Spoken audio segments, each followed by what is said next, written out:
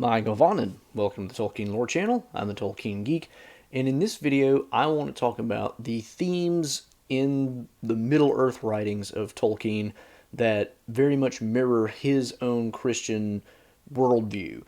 And you may remember from not too long ago, somebody wrote an article about how Lord of the Rings is not a Christian work. This is not a response to that article.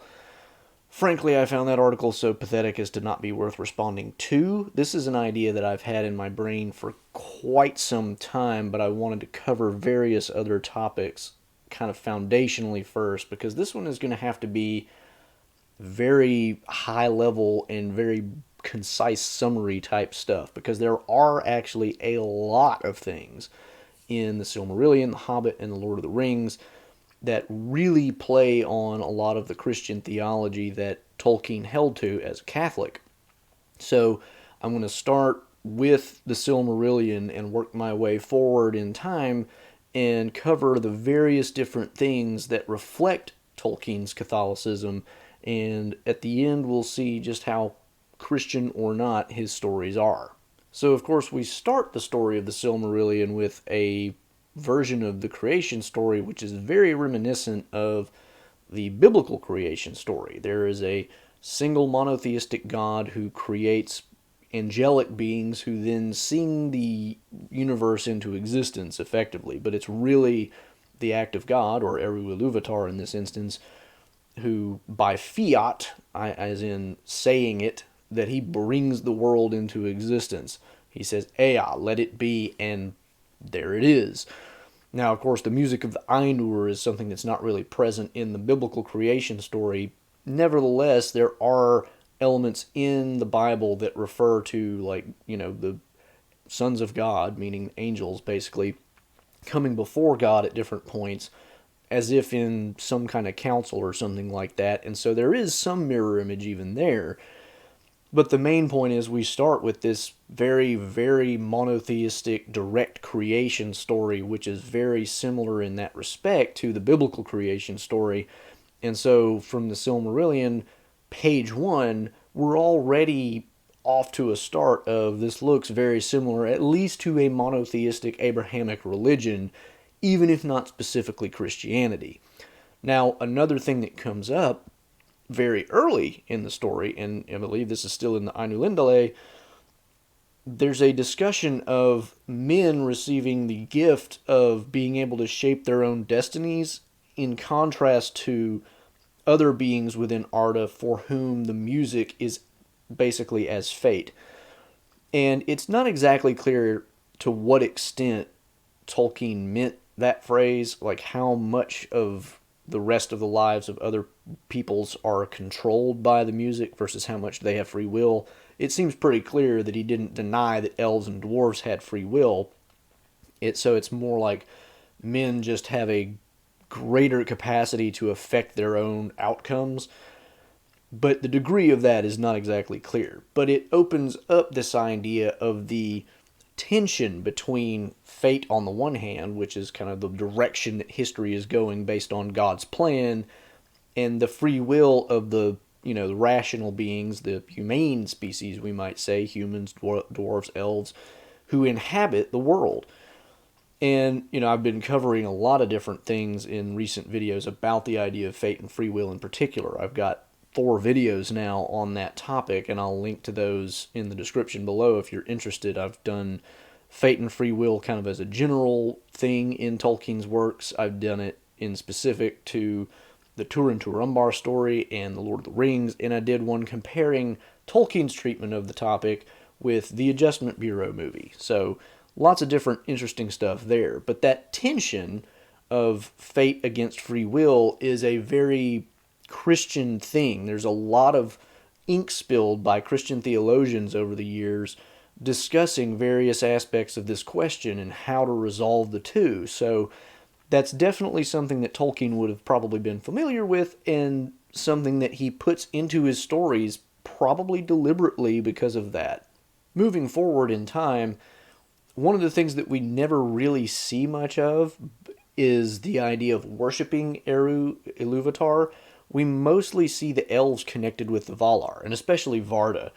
But when we get to the island of Numenor, this is actually something that comes up very specifically in regard to Numenor. The Numenorians worship Eru Ilúvatar directly, and they do it in an annual feast day, so to speak, when they climb to the top of the Min Tarma in the middle of Numenor, and the king kind of leads more or less a worship session.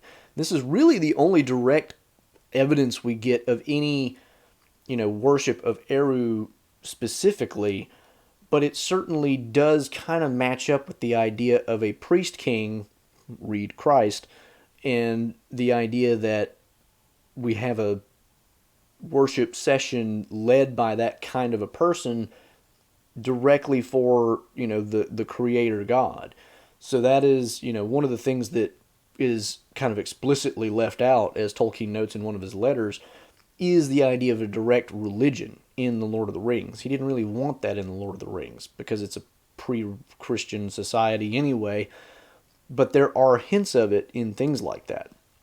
And actually, speaking of, a priest king, that reminds me of a point that I kind of skipped over. One of the end points of the Silmarillion is Eärendil taking his Silmaril to Amon and, trying to get the Valar to intervene in the, the plight of the elves and men who are suffering under the domination of Morgoth.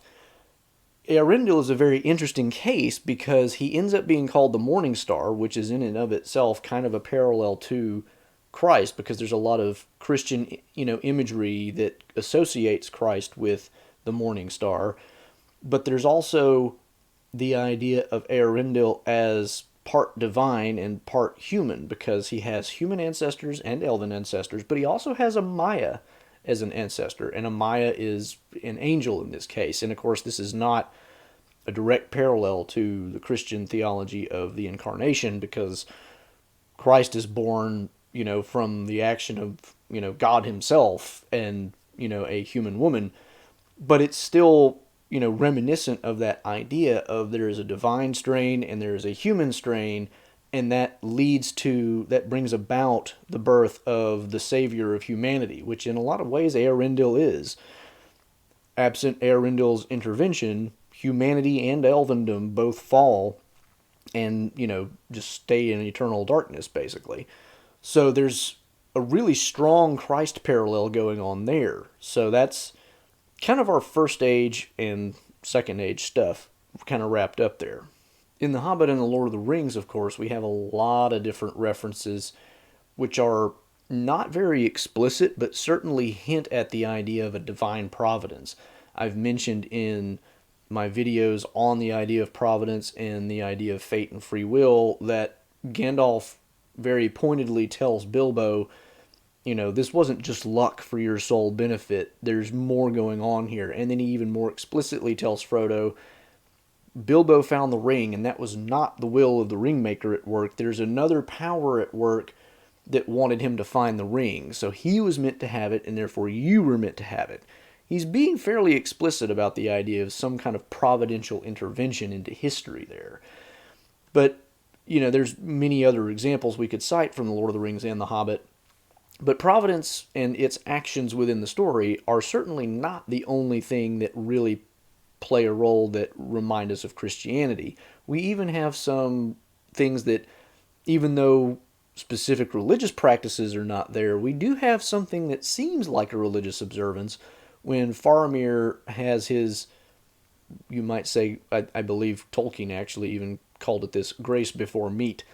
When at Hinithanun, he has this moment where they stand and face to the west, and it's in memory of Numenor that was, but also of Valinor, which will ever be.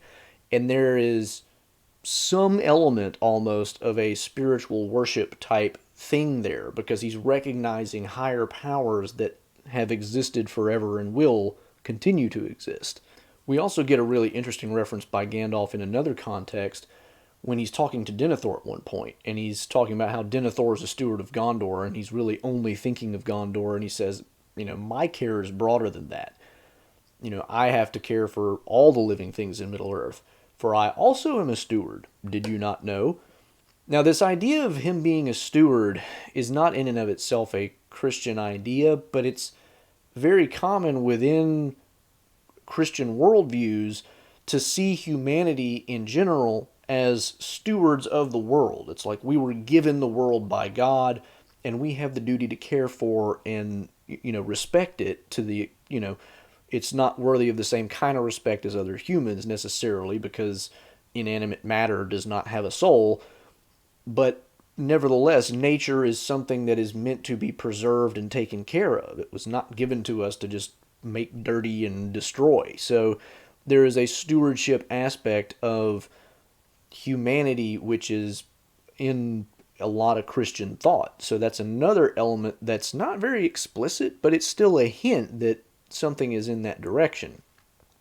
Another point, which is one that other people have raised, and which you can argue about the validity of this, but it certainly has a ring to it, and I don't think you can totally deny it, is the idea of the Frodo, Gandalf, and Aragorn being kind of like the three-part role of Christ as prophet, priest, and king. And I didn't do that in order. Frodo would be the priest, Gandalf is the prophet, and Aragorn is the king. So the idea is Frodo is the priest because he bears the sins of the world in the form of the ring and, takes that to Mount Doom and gets rid of it for everybody. This, I think, is kind of the weakest connection because the ring does not represent sin.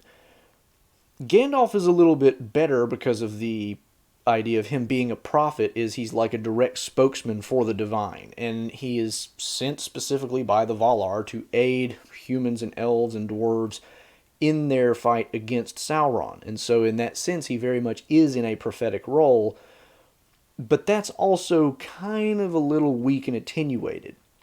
Where I think we get a better argument for this is the idea of Aragorn as king.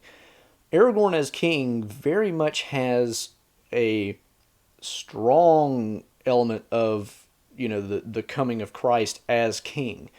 And, depending on your theology, there's various different views on this within Christianity. And Catholicism is, as I understand it, a little bit hands-off on how you interpret this. I don't think there's like an official dogma on this particular point, but Catholics in general, I don't think, believe that Christ is coming again to be a political ruler, let's say. Although some Christians and, of course, Jews, devout Jews, would think that Christ is going to come back and be a ruler on earth, ruling a physical kingdom of Israel, or something like that. So depending on your theology, your mileage here may vary, but there is certainly in the Bible at least the appearance of, what looks like Christ coming back and becoming a king in a physical world, ruling over all the nations of the earth. And Aragorn's return as king very much mirrors this idea, because Christ came once, and then there's a long period of his absence, and he's going to come again. And that's kind of like, there not being a king in Gondor for a very, very long time, and then Aragorn comes and restores the kingship, brings things to a state of renewal, and in fact he calls himself Invenyatar, the renewer. And that's, renewal is very much an idea that kind of goes with Christ as king and all of these different ideas. And Aragorn isn't the only real instance of this. This kind of comes up in other ways too, and I've done a video on the broader themes of like a decline and fall and then a renewal, and I'll link to that video in the description as well, because it really, you can see it in the first, second, and third ages, how things get bad and then they really come to a crisis point, and then divine intervention saves everything, basically. And that's very much kind of a biblical apocalyptic worldview, right? That's kind of how things work in the Bible.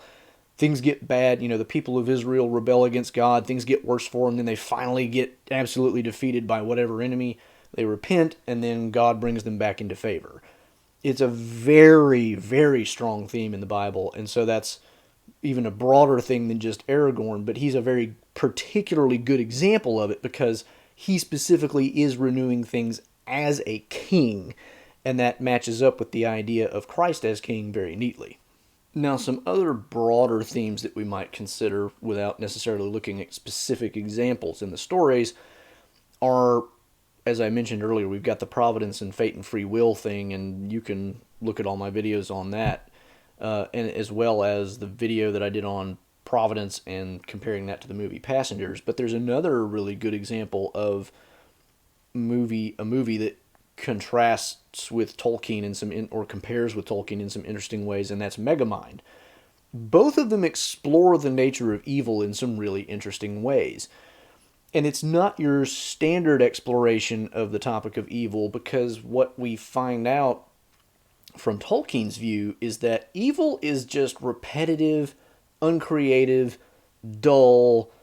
It's like the elves are the quintessential creators, in the world that are not, divine in any sense. The Valar are also very much creators because they literally aided in the creation of the world, and they helped shape the world once it was in existence. But the elves, are not a part of any of that process. Nevertheless, they are given supreme creative abilities. Morgoth, as Melkor, theoretically would have had really good creativity as well, but he spoiled it, and because of his own pride and everything, went a totally different direction and became powerless to really do anything like that. And a lot of that kind of comes up in Megamind. In Megamind, it's not so much about the creativity as it is just about the boredom of it. Evil is ultimately boring. It has nothing to do. And, there's elements also of the nihilism of it that comes up in both. Tolkien talks about the nihilism of Morgoth. He just wants to just destroy everything because none of it's really his. He just wants to get rid of it all. Whereas in Megamind, it's kind of nihilistic because it's just like, I have the power to do bad things, I do bad things, I break things, and it's all kind of pointless. Megamind becomes so bored with not having even a challenge anymore that he has to create his own superhero to fight against him. And, so I mean, it's a very interesting kind of description of what evil is like in a way that is unlike most treatments of the topic, because most treatments of the topic aren't thinking in those kinds of terms. They're thinking in, what leads people to be evil, or what is the nature of evil. And, the nature of evil in a Catholic view from, I think it's Aquinas, is the idea that evil is kind of just the negation of the good. Evil doesn't exist on its own. It's just like you take a good thing and then you ruin it, make it bad, and that's very much a Tolkienian idea too. But this specific idea of evil being banal and just, repetitive, boring, not interesting, not creative, that's kind of uniquely Tolkienian, and it's kind of mirrored in that Megamind approach of, what car am I going to blow up on Tuesday? What's the point? It's boring. I've done it a million times. It's just, it's a really interesting comparison, and the way that they look at what evil is really like if you let it run its course. Another really interesting theme is the conflict between morality on the one hand and the law on the other hand. And I've done several videos on this topic as well, where you've got, some moral consideration, but you've also got a legal consideration, and they seem to conflict, and you have to reconcile them. You have Faramir deciding what to do with Frodo and Sam. It's like, technically, he should be taking them back to Gondor for judgment by Denethor. When the company arrives in Lothlorien, and the Haldir and the elves with him have to decide, well, do we let these guys in? Do we let the dwarf in? Do we let the dwarf in with or without a blindfold? There's all these different considerations. And then in Rohan, you had the same thing. Eomer meets Aragorn, Legolas, and Gimli, and he's like, I really shouldn't let you go free. It's against the law, but I trust you. And then Hama does the same thing at the door, and he's like, technically, Gandalf, I should be taking your staff right now, but I think you're a good guy and you mean well, so I'll use my judgment. So there's this conflict all the time, and sometimes the conflict results in like a really neat resolution where Aragorn tells Baragond, look, you killed somebody in, Rothdinan, and that means you can't be in the guard of the Citadel anymore. Therefore, I'm going to make you the captain of the guard of Faramir, which, it's like he punishes him in a sense, but it's also a reward at the same time. And it's just an incredible synthesis of justice and mercy. And that justice and mercy, law versus morality, those kinds of conflicts slash intermeldings are a very, very strong thing within a lot of Christian thinking, because a good chunk of the Bible is about, you don't just follow the law. Sometimes you have to follow, the moral thing to do. As the apostles tell the Pharisees at one point, should we follow what you say or should we follow God? You tell us. So, that's a very strong element there, but also that justice and mercy element is also there too, because God is just, but God is also merciful. So there's, those kinds of tensions are very prevalent in Christian thinking. Now, I want to cap this off with one specific example, which is contained only in the history of Middle-earth, and that is the Atharibeth of Andreth and Finrod. And this is one that I've done a whole video on unto itself, which I'll, again, link to in the description below. There's going to be a lot of links in the description on this one. But this is one where there is a huge philosophical discussion between Finrod, the Elven King, and Andreth, a human wise woman, about why elves and men have different fates, why elves are immortal and why men are mortal. Were men once immortal and did they lose that? And if so, how? Whose doing was that? And they get into all this different stuff. And quite apart from the implications of the idea of the fall of man and the loss of immortality, which is a very biblical idea going back to the creation and fall stories, they eventually get into this really deep, conversation about, how, humanity might come to be the species that helps bring about the renewal or healing of Arda. And Finrod even speculates that in some way Eru might come into his own creation, which would seem impossible. And it's like you read that, and when you read it, if you know anything about Christian theology at all, you realize immediately that what he's speculating about is the incarnation of Christ. It's like, it just beats you over the head, which is interesting because Tolkien rarely does anything like beat you over the head with anything in his stories. That's more of a C.S. Lewis style type of thing. But it's fascinating because Tolkien puts this very directly into this conversation, and it's kind of like Tolkien at his max level philosophizing, I guess, within his own story. And it's really interesting to read, and I'm not saying it's the most convincing philosophical argument for why you would expect that sort of thing to happen, but certainly it's an interesting thing to read in terms of, the elvish perspective on what humanity is here to do and how that relates to the incarnation of Christ and all these different things. So, I mean, there's that whole element is so explicitly Christian. Well, I shouldn't say explicitly, but it's so obviously Christian that you really can't escape it at that point. It's so clearly talking about the incarnation, and it never makes it into the published Silmarillion, of course, and it's not in The Hobbit or Lord of the Rings, but it's nevertheless something that he wrote that we have in published form, and it shows certainly the direction that he was coming from and headed to in his writings. And so when he writes in one of his letters to I